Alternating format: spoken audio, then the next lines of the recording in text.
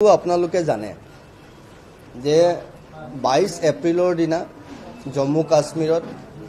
পেহেলগামত যেটো ঘটনা ঘটিলে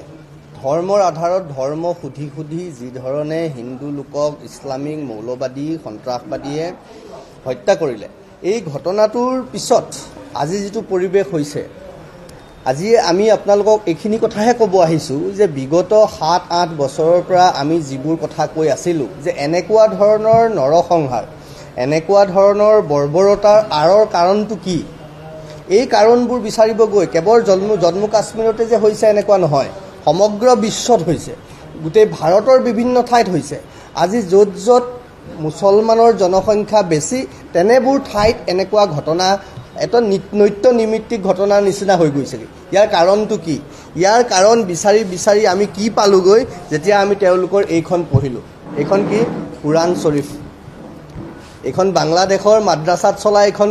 তেওঁলোকৰ কুৰান শৰীফখন তেওঁলোকৰ ধৰ্মগ্ৰন্থখন ইয়াত কি আছে সেই চিন্তা বিচাৰিবলৈ গৈ ইছলাম আৰু কুৰানৰ কলংকিত কথাবোৰ বুলি এই কিতাপখন মই 2019 চনত লিখিছিলো য'ত 52টা আয়াতক প্ৰশ্ন কৰা হৈছিল এই কিতাপ কি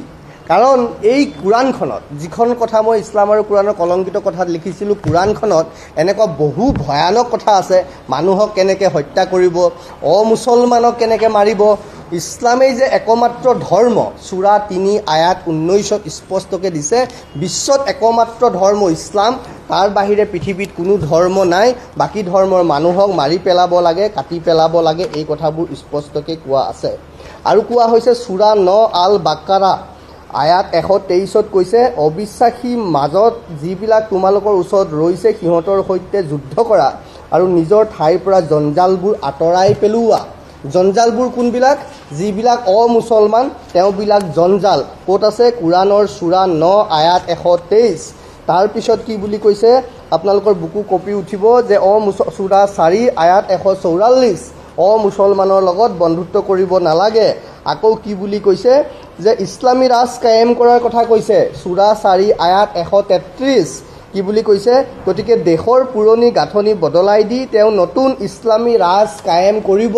এই কথাবোৰ এইখন কিতাপত স্পষ্টকৈ লিখা আছে তাৰ পিছত আৰু ভয়ানক কথা কৈছে সূৰা 3 আয়াত 19ত যে আল্লাহৰ ওচৰত একমাত্ৰ ধৰ্ম হৈছে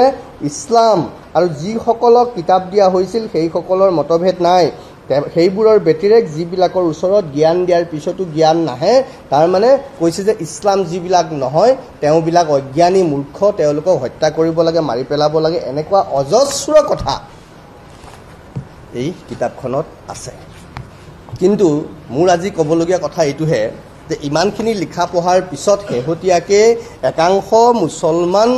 যোগ্য মুছলমান পণ্ডিতে যোগ্য মুছলমান সমাজে এইটো কথা ক'ব খুজিছে যে এই কুৰানবিলাক হেনো ভুল এই কুৰানবিলাক হেনো শুদ্ধ নহয় এই কুৰানবিলাক যিবোৰ কুৰান আপুনি আজি বজাৰত পাইছে এইবিলাক বোলে কোনোবা মৌলানা মুফতিয়ে ভুল ব্যাখ্যা কৰিছে সেই কথা বাৰম্বাৰ আলোচনা কৰিছে অন্যৰ নাম নললেও ল'ব লাগিব লখিমপুৰৰ এজন আজহাৰী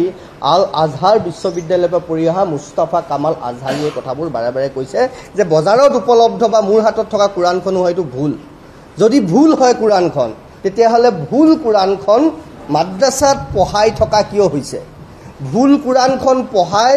সাধাৰণ মুছলমানখিনিক বিপথে পৰিচালিত কৰি হত্যা কৰিবলৈ সন্ত্ৰাসবাদী হ'বলৈ বাধ্য কোনে কৰাইছে সেইখিনিও কিন্তু মৌলানা মুফতি সেইখিনিও ইছলাম ধৰ্মৰ কোনোবা ধৰ্মগুৰুৱেই এতিয়া আমি কি বিচাৰিছোঁ আমি বিচাৰিছোঁ যে কুৰানৰ বিশুদ্ধতা প্ৰমাণ হওক সঁচা কুৰান কি ৰাজহুৱা কৰক অসমত জমিয়ত উলেমা আছে আৰু কিবা আছে দেওবন্দী আছে আমুকত আছে তামুকত আছে যত যিমান মুছলমান সংগঠন আছে যত যিমান মুছলমান ধৰ্মীয় সংগঠন আছে তেওঁলোকলৈ মই 72 ঘণ্টা সময় দিছোঁ কুটুম্ব সুৰক্ষা পৰিষদৰ ফালৰ পৰা তেওঁলোকে কুৰানৰ বিশুদ্ধতা প্ৰমাণ কৰক আচলতে কুৰান কি আৰু যেতিয়ালৈকে বিশুদ্ধতা প্ৰমাণ কৰিব নোৱাৰে মাদ্ৰাসাত এই কুৰান যিখন কুৰান ভয়ানক বুলি কৈছে যিখন কুৰান একাংশ মুছলমানে ভুল বুলি কৈছে যিবোৰ কুৰান সেইবোৰ কুৰান বজাৰত কিন্তু উপলব্ধ হৈ আছে সেইবোৰ অনতিপলমে বজাৰত নিষিদ্ধ কৰিব লাগে 72 ঘণ্টা সময় দিছোঁ মুছলমান সমাজে স্পষ্ট কৰক নহলে ইতিমধ্যে আমি চিঠি লিখিছোঁ ক'লৈ লিখিছোঁ কিতাপো আছে আমাৰ হাতত দুখনকৈ কিতাপ আমি এই বিষয়ত লিখিছিলোঁ যে শংকৰৰ দেশত অপ্ৰাসংগিক আজান কিয় আৰু ইছলাম আৰু কোৰাণৰ কলংকিত কথাবোৰ এই দুখন কিতাপৰ উদ্ধৃতি দি এই দুখন কিতাপ লৈ কোৰাণ